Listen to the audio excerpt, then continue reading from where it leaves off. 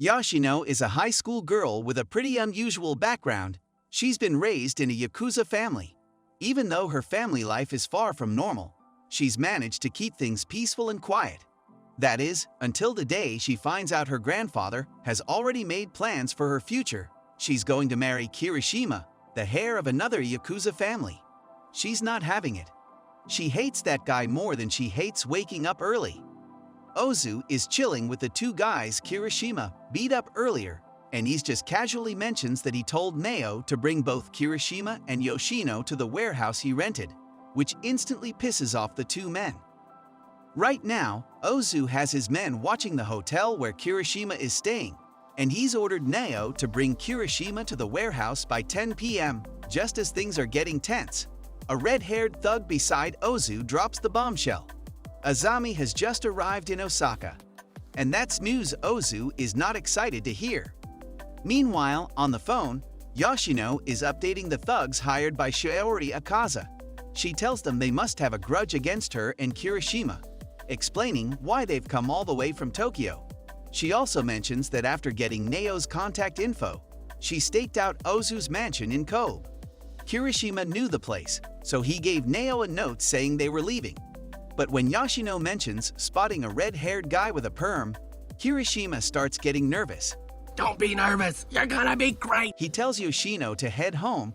Those thugs probably remember her face, and there's a good chance Ozu doesn't know who she is, since Kirishima made sure her info stayed under wraps. But Yoshino, she just smirks and tells him to chill. She's calling the shots here. Shuma's cruising on his bike, scrolling through his messages with Yoshino. He's clearly not happy. She wouldn't let him come along with her. Suddenly, his phone rings. It's Kirishima. Kirishima explains that he told Yoshino to hide in room 211 of a karaoke bar in the West District and sends Shuma a map. He wants Shuma to pick her up while he handles some other business. Shuma's not having it. He's fuming, telling Kirishima that if anything happens to Yoshino, he'll make him regret it. And just like that, they head off in different directions. Back at the mansion, Ozu nervously greets Azami, who just gives him a cold stare. Ozu shrinks back in fear.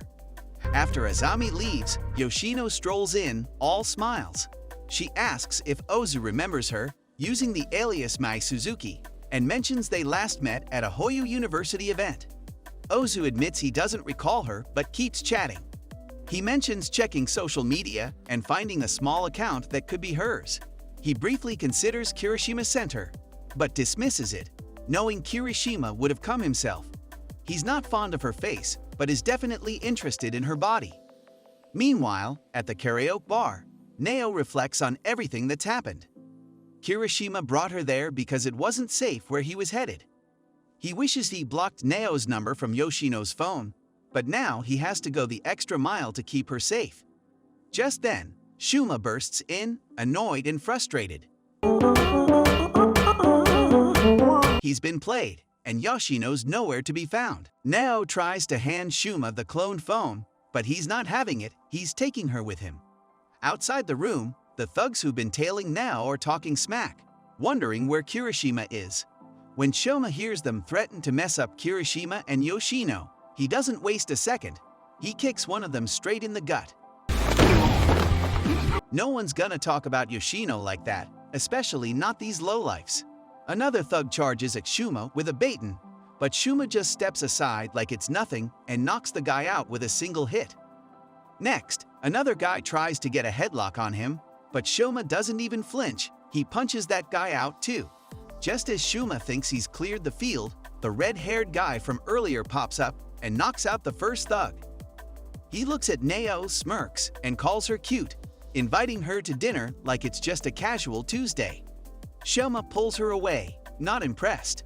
The red-haired guy, still not getting the hint, asks if Shuma is Kirishima. Shoma shoots back, calling him curly and telling him to shut up. And boom, they're throwing punches. The red-haired guy, super touchy about his perm, lands a solid hit on Shuma, clearly mad that his perfect curls are at risk. But Shoma couldn't care less about the guy's hair drama. Meanwhile, Yoshino's off on her own little adventure. She's at a karaoke bar, having a blast on all the non-alcoholic drinks they've got. Hey, no judgment.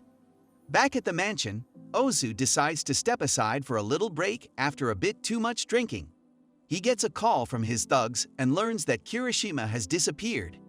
Just then, Yoshino gets a call from Kirishima. The two quickly fill each other in on what's been going down. Yoshino is fuming. She's pissed that Ozu and Kirishima have been trafficking women between Osaka and Kobe. She's not just angry though, she's downright ready to throw down.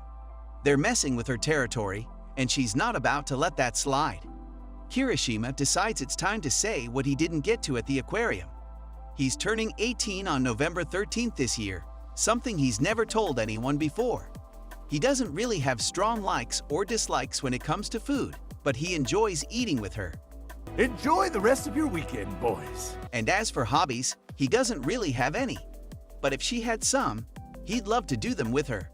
Then, out of nowhere, he asks her to marry him. Yep, completely out of the blue. Yoshino's shocked, but Kirishima's serious. He's sure they're meant to be.